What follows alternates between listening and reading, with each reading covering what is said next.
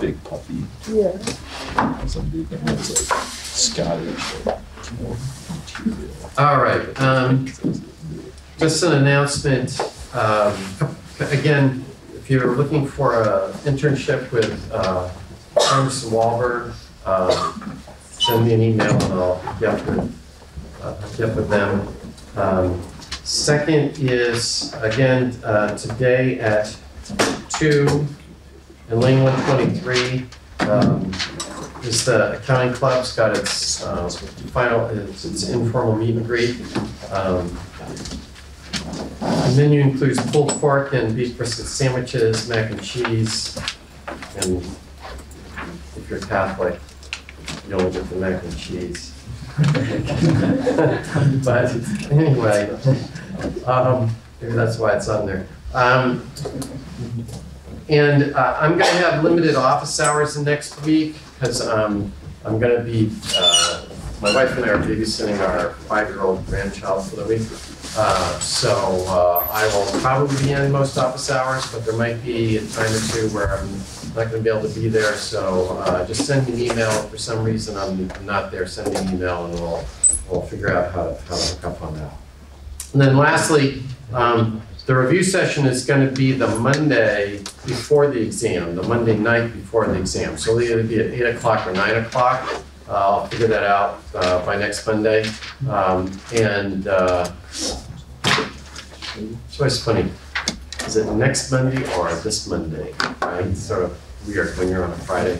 When I was I grew up in California and there wasn't ever a distinction, right?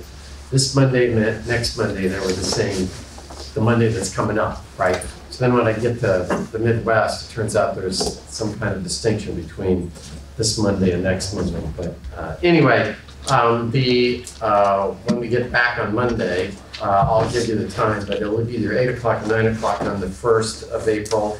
And I think the exam's on the 3rd of April. So anyway, just keep that on your go-ahead calendar.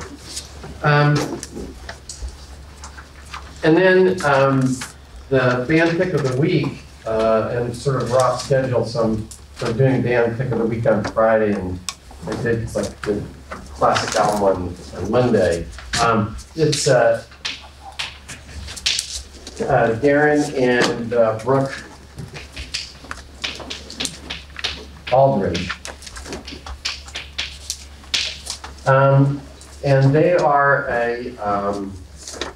they're a husband-wife couple. They have a young band that's behind them. They've been around for a while, but they've started to do their own duets. So you might want to listen to a song called Highway of Heartache. They're bluegrass style music, but you might find them interesting. I had not heard of them before, and then Professor Steiner and Professor Sam Connect. I don't know if you guys have had either of them. But anyway, they play. I was at an event last night where they did it as a duet. I didn't know that they have. They evidently perform like every 3rd Saturday or something, and down at Rough Draft. And anyway, they call themselves the Traveling Hillbillies, which is a takeoff on the Traveling Wilburys, if you've ever heard the Traveling Wilburys. So anyway, you might take a look at that, or you might listen to them play. They're really, I was astonished at sort of expect. I mean, from Grassic, you expect to have, be performing, but not, for some reason I wasn't thinking Sam and Frank. All right, so last time we were talking about majority decisions being particularly liable to essentially the unintended consequences that Mises had been talking about. Hayek talks about this, says, right, that a democracy can result, or actually would say is particularly liable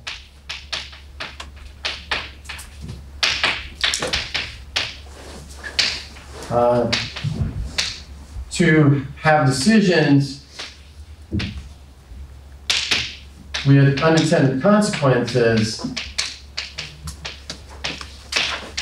unless bound by a general principle. And he keeps coming back to this, right? That is, the temporary majority has to be bound by some general principles by which we're going to govern ourselves.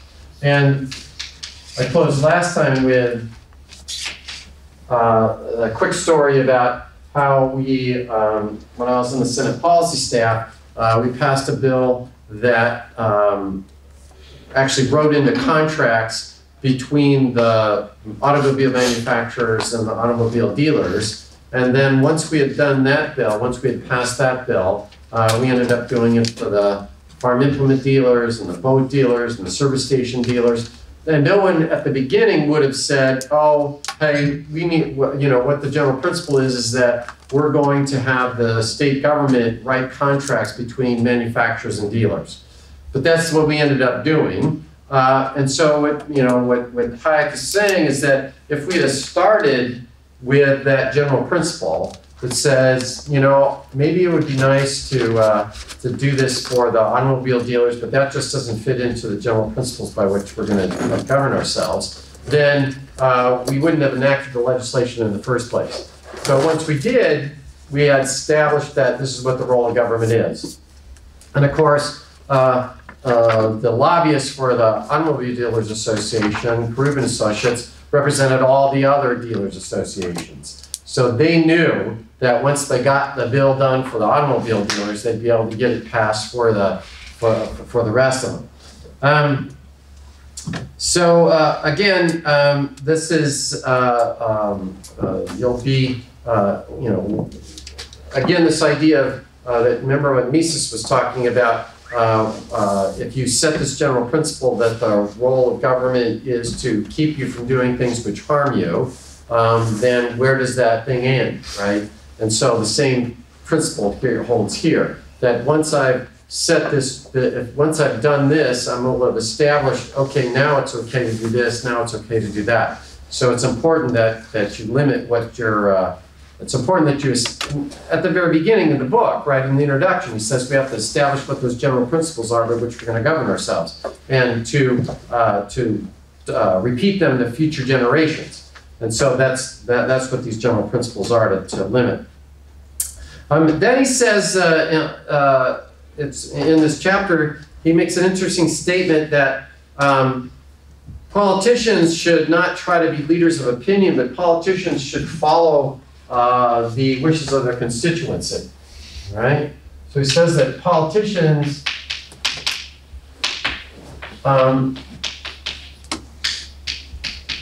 should not be leaders of opinion,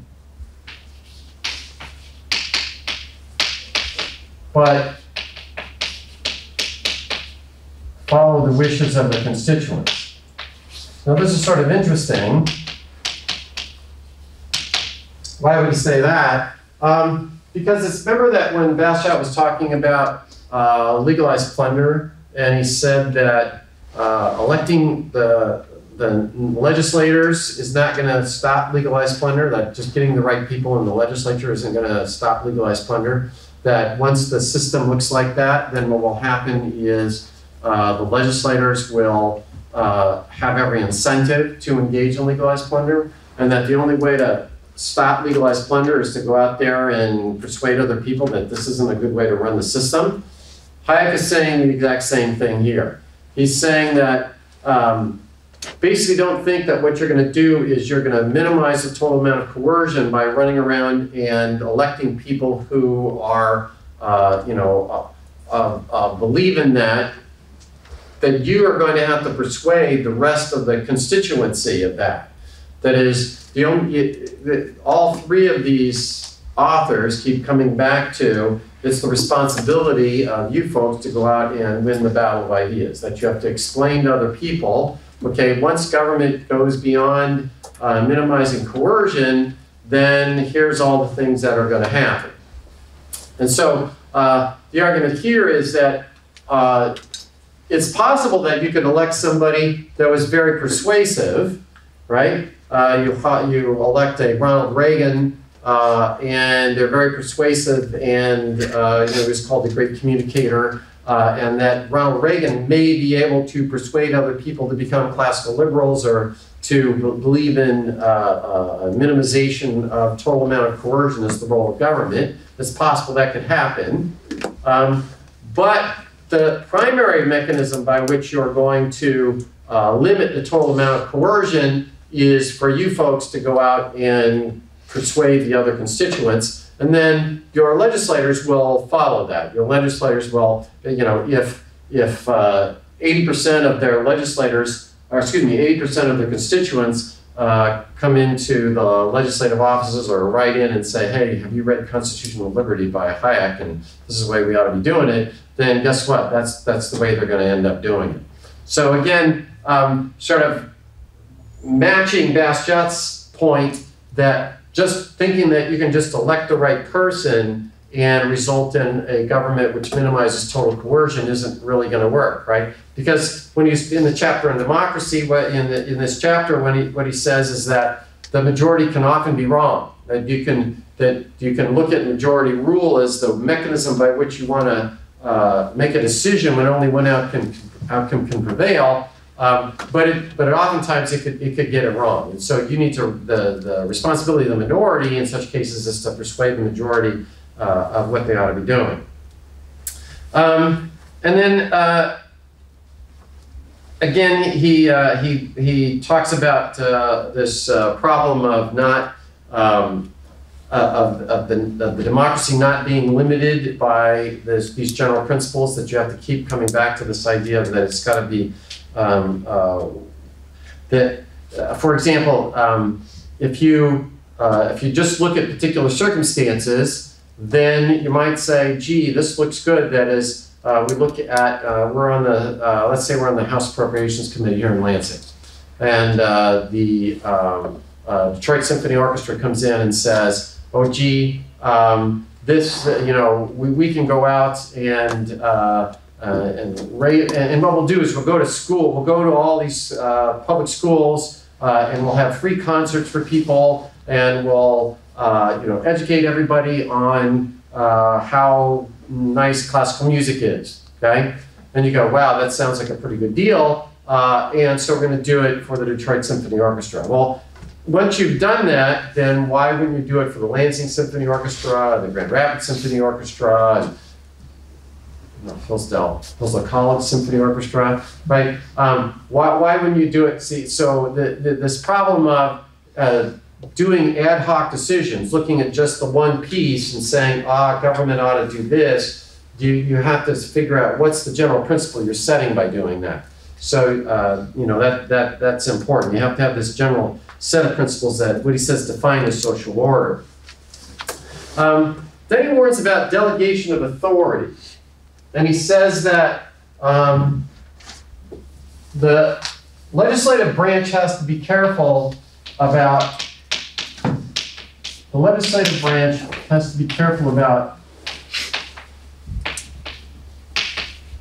delegating authority to the executive branch.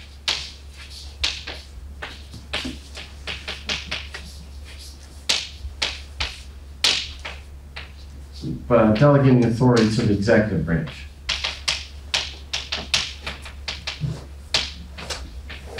In particular, he says, once wide coercive powers are given to governmental agencies for particular purposes, such powers cannot be effectively controlled by democratic assemblies.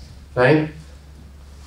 So he's saying that, if you're the, why do we have separation of powers to start with, right? I mean, that's what you have. You have the legislative branch, an executive branch, and judicial branch. The idea is that each one has separate powers.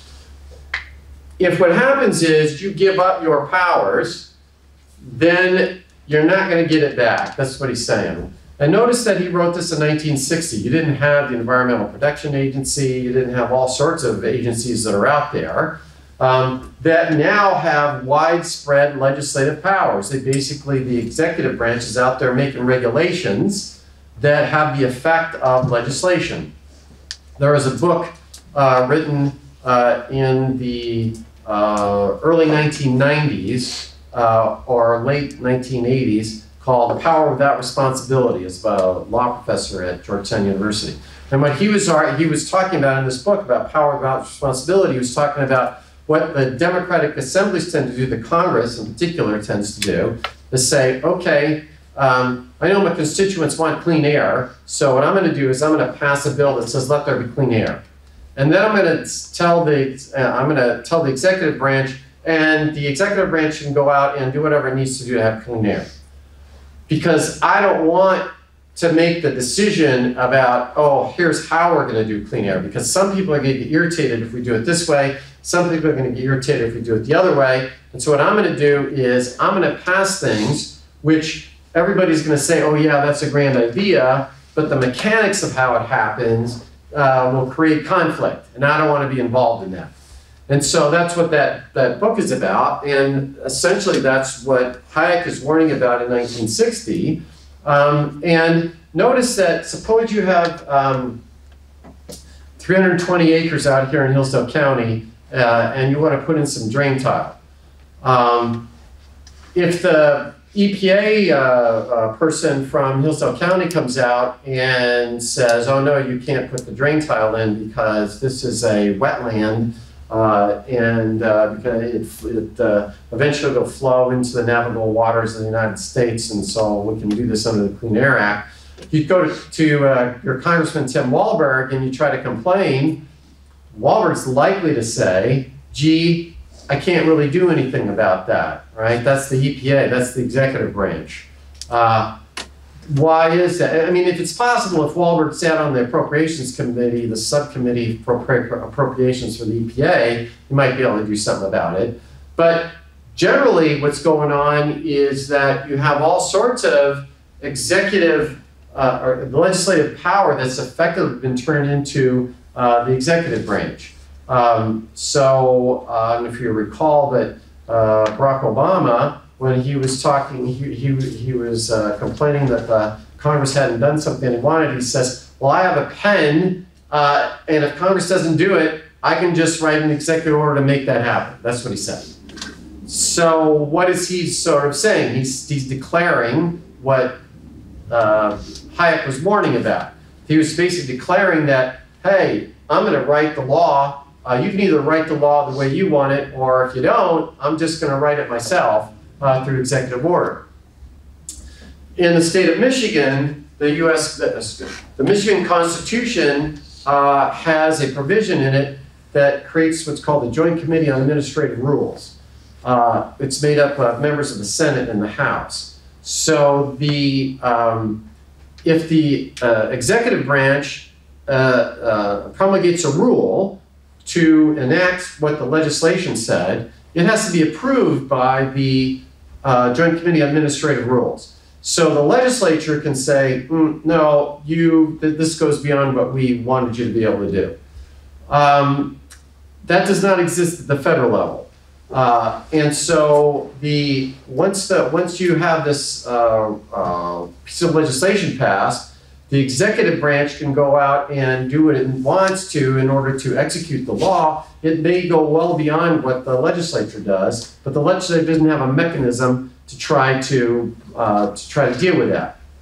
So actually, when I was Congressman Nick Smith's chief of staff, one of the things we got was a bill that because we noted that Michigan's constitution sort of works well in this way. But we got a piece of legislation done which really didn't do much of anything, which said that you could, the Congress could repeal an executive order if it passed a law to do so.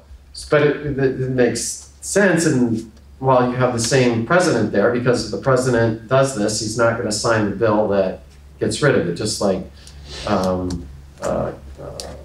Trump just vetoed this thing about declaring a state of emergency. Right? So he just vetoed it. The Congress passed it, but he vetoed it. But notice what happened when Obama was no longer president and Trump came in and the Republicans controlled the House and the Senate. They passed a number of these things that got rid of executive orders by the Obama administration. So it has been used as a tool. But the point is that you have to be careful about this delegation of authority. Your state constitution, the state of Michigan Constitution, has a specific provision against one branch giving its authority to another. There is no direct language in the U.S. Constitution about this. There have been court cases that have basically said that one branch can't give authority to another, but you see a lot of it going on in exactly what Hayek was warning about in 1960. We see a lot happening today, but particularly with the Bush and Obama administrations did a number of executive orders. And he closes here, he said, it closes here, again, not to mistake the means of securing justice with justice itself. Remember, he started out this chapter saying, democracy a means to an end.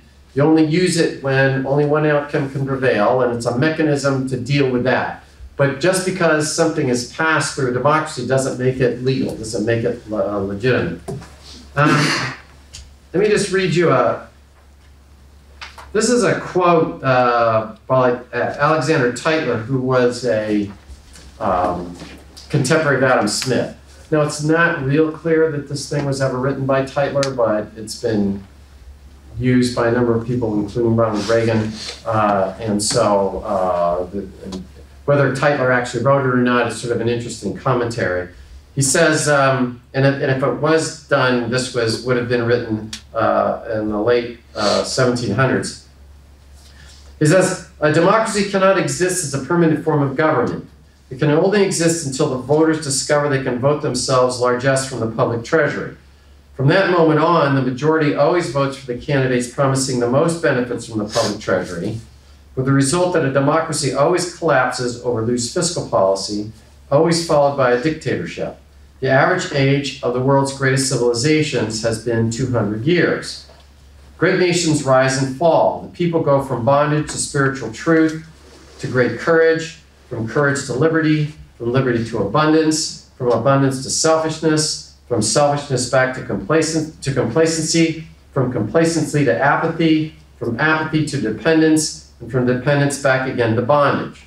Okay? So, what's his point? It says that once democracy, once democracy's out there, and then you guys start to figure out that you can use the democracy in order to engage in what Bastiat would call legalized plunder, that what will happen is eventually you'll end up back in bondage. You guys will become reliant on the government, the federal government, in order to, or the state government, whatever it is, but primarily the federal government, to provide you with all these things, and in the end, you'll end up back at bondage, in the sense that you'll end up back with central planning.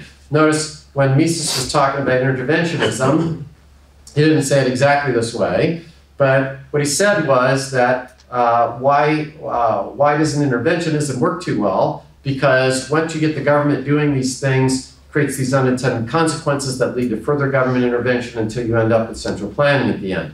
So it's sort of a similar story here that Tytler talks about. If you if you Google Alexander Tytler, this thing will always come up.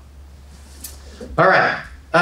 Chapter 8 is a chapter that we will just again not have essay questions are. You can read it at your leisure. At most I would have a multiple choice or true/false question from there. But again, it's an interesting chapter, but not something that we'll have time to deal with. Chapter 9, on the other hand, is one of the most important chapters. Okay, and chapter 9 is about what the laws should look like if they're going to minimize total coercion. Again, what does Hayek say? He says that we're going to give a monopoly of coercion over to our government in order to minimize total coercion. That is, in the absence of government, life will be solitary, poor, nasty, brutish, and short. And so we can't have no government at all, similarly to Mises saying that classical liberals are not anarchists. So the conundrum is, once I've granted power to my government to be coercive, how do I keep the government from expanding coercion? And it becomes the coercive force. And he says coercion is bad because it keeps you from, what is coercion? You're acting according to someone else's plan. And coercion is bad because you guys don't use your full knowledge. You guys aren't, it keeps coming back to this idea of being, you're knowing and thinking individuals, and you should make the best use of what your knowledge is, because that knowledge is decentralized. If we allow for coercion, then you don't do that. It was very similar when we were talking about why you want people to be responsible for their actions. If they're responsible for their actions, then they'll behave in a way that's more efficient, and that people, if they're not responsible, people who are responsible will end up coercing them. So the idea here is that we're trying to figure out a way of structuring what our legal system looks like so that you minimize coercion rather than maximize coercion. Then he has an interesting insight into what Lord Acton talked about.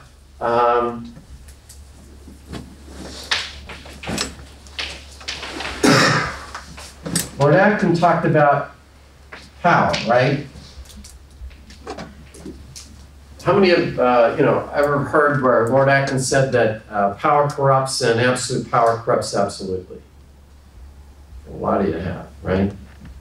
Just for the University of Michigan, probably nobody raising their hand. But there's that sort of famous story that says, that Lord Acton says, power corrupts, and absolute power corrupts absolutely.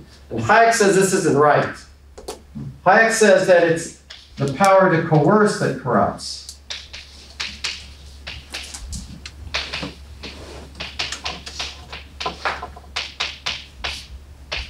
That is, again, getting back to this, if Bill Gates has the power to decide what the next Xbox 360 looks like, that's not something we need to worry about.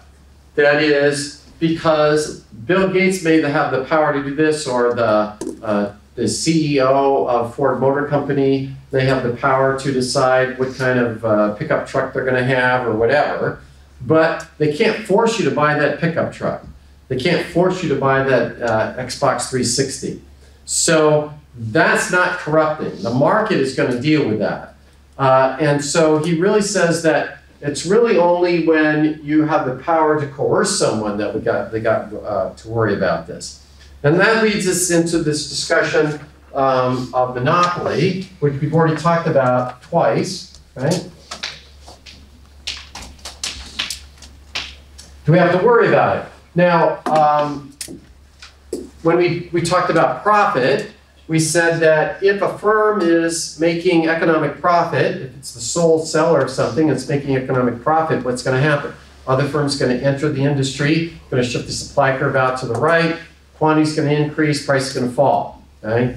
That's exactly what Mises said as well, right? Mises said that if you don't have barriers to entry, you don't have to worry about monopoly. Again, when we were talking about monopoly, we noted that if you define the product sufficiently narrowly, you can get monopolies, right? If I might be the only producer of tart cherries, I got some, farm up in Traverse City area, and I'm the only producer in the world that makes tart cherries, okay? Well, we don't have to worry about that. Why? Because I can't force you to eat tart cherries. You can eat blueberries, strawberries, you can eat all sorts of other stuff. So I don't have to really worry about somebody that's a sole producer of tart cherries. So if you're going to worry about it, for a monopolist, two conditions have to happen. That is, one is you must have the product.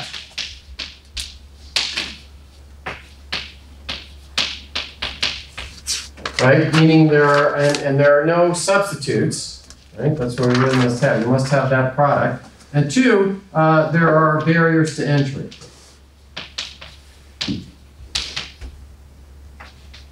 Right? Other firms can't enter. If that's the case, then I could coerce you. That is, but it's hard to think of anything that looks that way, right? The example that Hayek gives is water. It's possible that since we all need water and there's no close substitutes for water, that if I control the water supply and no one else can come in, then I could coerce you, right? Almost like the soup Nazi. We talked about the soup Nazi, and you know. So what do we have to worry about? We only have to worry about monopoly when it's something you have to buy. In reality, you really don't have to buy something from the soup Nazi. You know, you might really like their soup, but you don't necessarily have to have his soup. But if you had a situation where you really had to have it, and there was a sole provider, then what the solution of this is, you have to sell to your customers on an equal basis.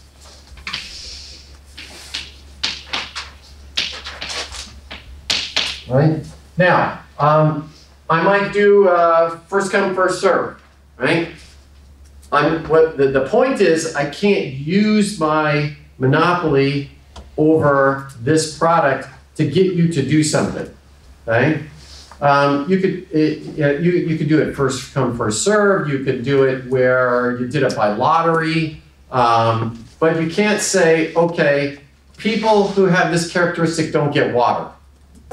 Then what I could do is I could coerce you and say, you know what? Unless you do this, I'm not gonna give you guys water, right? So the solution isn't in the Sherman Antitrust Act, okay? The solution is to say, if you have a monopoly, if you're the sole producer of something that people have to have, and there's barriers to entry so no one else can enter that industry, then what do we need to do? We need to make it so that you can't use that to coerce someone else. You have to provide it to other people, either on some form of equal basis. Like I said, it could be lottery, it could be it could be up to stand in line, or you could just sell it as long as you sell it to everybody at the same price. That works as well.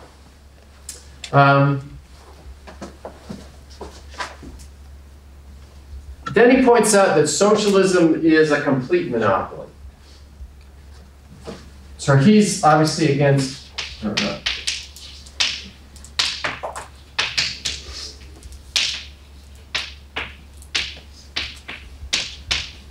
Because there are no property rights in socialism. The government owns everything. The government decides what's to be produced, who's to produce it, how it's to be produced. So then what happens is that it's a monopoly. And so what's going to happen? Socialism is going to tend to be coercive, right?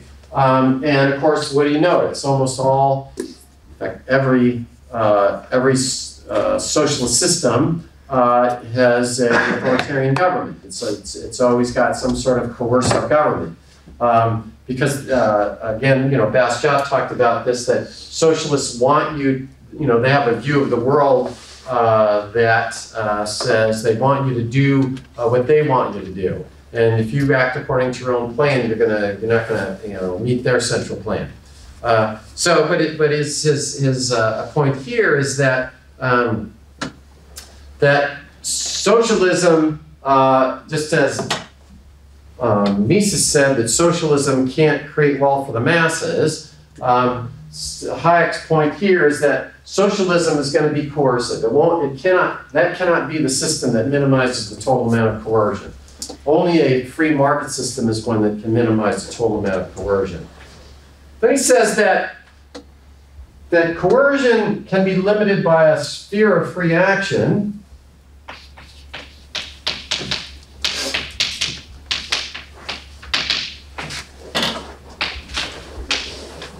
A sphere of free action defined by your property rights.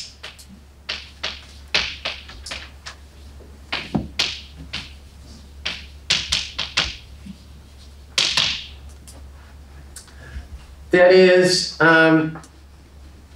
that your property, right, provides you this sphere where other people can't interfere with what you want to do. Notice how much this sounds like what Mises said, right? Mises says that property rights are the key to civilization. Bastiat said that we need a sphere of free action. That is, when the government is not engaging in legalized plunder, what's going on is that you're getting a sphere of free action. So, and we pointed that out when we were reading the law, that he was talking about the sphere of free action. So, what gives us the sphere of free action? It's property rights, but you don't have in a socialist system. So, socialism cannot be a system that minimizes the total amount of coercion, and therefore can't be a system that makes the best use of decentralized knowledge. So you get the same result that Mises had. So again, the question is, how can we create a structure or institutions in order to make this happen? So what are these characteristics?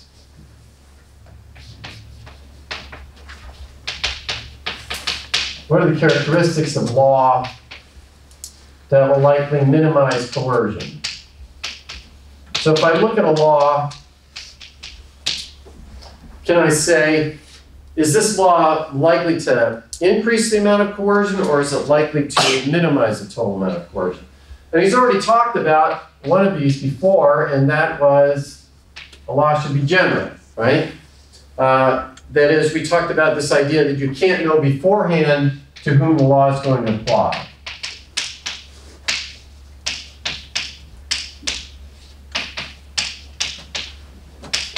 And we talked about how the Ten Commandments are general in the sense that we don't know who's going to steal before it happens, etc. So the general is really saying what's going to happen before the law passes, right? We talked about the problem with things like affirmative action, where you know what the law, who's the law is going to apply to. It could work well for you now, but you've set this principle that we can pass a law that only deals with you. And once you've done that, that's the general principle, then the government will be able to coerce you. The second thing is it applies equally to all.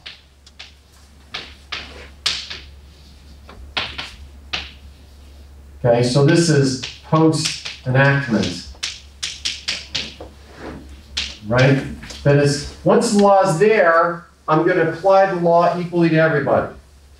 I'm not going to say, we have a law against speeding, but it doesn't apply to most people. I'm only going to apply it to the people that I don't like. Or I'm going to make you, if you don't do this, I'm going to apply the law to you, because I can apply it to anybody that I want, right? So I could say, I could coerce you by saying, you know what, here's this law, I get to decide who it's going to apply to. If you don't give me, $500, then I'm not gonna, then I'm gonna apply the law to you, right? Again, it's sort of interesting to look at what's going on in the case where you have this marijuana as a controlled substance, tier 1 substance, which it's against the law to sell it in against federal law, but are we going to apply that law? Right now, the federal government is basically saying we're not applying that law to anybody. That could work fine too, right? Because it's applying the law equally to everybody. If we're not, if we're not going to apply the law to anybody, then that's fine. But if what happened was it said, oh, guess what? In the state of Colorado, if you guys don't do what we want you to do, we're going to apply the law to you and to nobody else. Okay? So that would be in violation. Third thing is that he says that law ought to be avoidable. And what he means by that is you ought to be able to comply.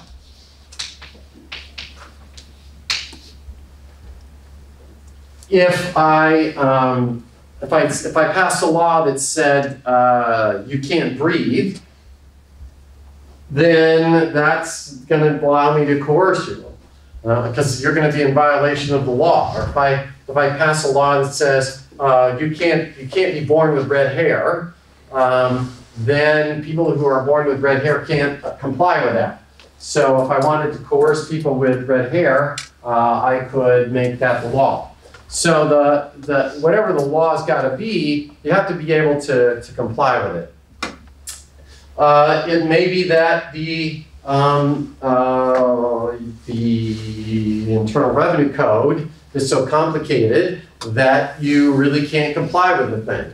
It may be that, and then what would happen is if you guys can't comply with it, then I could find the people that I wanted to coerce into doing something, and I would say, I'm going to apply the law to you. And so the law's you got to be able to comply. Sometimes you see mothers in the grocery store when they got their 2.5-year-old in the cart, and the kids wanting to like point at stuff and take stuff, and the mother's getting upset because the kid's doing that. Well, guess what? You know, they can't comply with that. You know, they're 2.5. Come on, they're going to want to do that, right? They're going to want to make noises and stuff, right? You just got to accept that's the way it is. But anyway, I always think of that when I'm just odd. I should think of Hayek's Constitution of Liberty when I see something like that. But nonetheless, the point is that you ought to be able to comply with the thing. The fourth thing is ought to be known. Right? If you don't know what the law is, then I could just go out and grab you because the laws are so unknown that you're walking along not knowing that you're not supposed to be walking on this side of the street, and nobody knows that's what the rule is, and then I can go ahead and grab you. Okay? Think about the Internal Revenue Code, right? The Internal Revenue Code, not only is it very difficult to comply with the thing, but it's very difficult to know what the hell's in it, right? It's thousands of pages long, thousands of pages of regulations. Probably many of you are in violation of the Internal Revenue Code right now. If you earned more than $600 and your employer or whoever paid you the $600 didn't withhold your Social Security and Medicare taxes, then you have to file self-employed person tax when you file your income tax. Now, probably a number of you may not know that you're supposed to file self-employed person tax when you file your individual income tax. And so what we could do is we could figure out, we found out, oh, you earned more than $600, you didn't declare that, and so we're going to throw you in jail, right? If you look at, again, the Michigan State Constitution requires that a bill has to remain in both houses for at least 5 days. So you couldn't like introduce a bill in the morning, have it pass the House, send it to the Senate in the afternoon, passes it, and then has the governor sign it, because that wouldn't alert people to what's going on. In the state of Michigan, the Constitution requires that if a bill is to take immediate effect, it has to have a 2/3 vote of both houses. So if I pass a law and I wanted to start applying right now, start applying tomorrow, then I need a 2/3 vote of both houses to do that. Otherwise, a law doesn't become a bill doesn't become law until what's called 90 days after sine die. That is 90 days after the legislature goes out of session, which would normally be somewhere around the 1st of April. Okay? Why is that there? It's to make sure that you guys have some indication you know what the law is going to be. And then fifth is the law to be predictable. Okay? Again, we've talked about how markets require some certainty. That is, you're not going to you need to take on some risk of innovation, or you need to, if you're going to build, let's say you're going to build a natural gas generating plant. You're going to spend $1 billion to build a natural gas generating plant. And then what happens is 3 days after you've passed that, 3 days after you've built the generating plant, we passed the Green New Deal that says, can't use natural gas to generate electricity. Well, you're going to be irritated. You're probably not going to take on such risk if that happens. And the government, if it can do that, if it can do laws which are unpredictable, it could not want you to do that and wait until you do it and then come and punish you for doing it. Okay? So Hayek's point is that why are all those provisions there? Just like when we looked at the foundations of liberalism and we said, why did Mises put that in there? Each of those foundations is there to make it so that markets work, right? Because his point is market capitalism the only way to create wealth for the masses. So how can I make that work? I gotta have a political philosophy consistent with that. And then we talked about all the things in the first midterm, all the things that would fit within that, right? Freedom and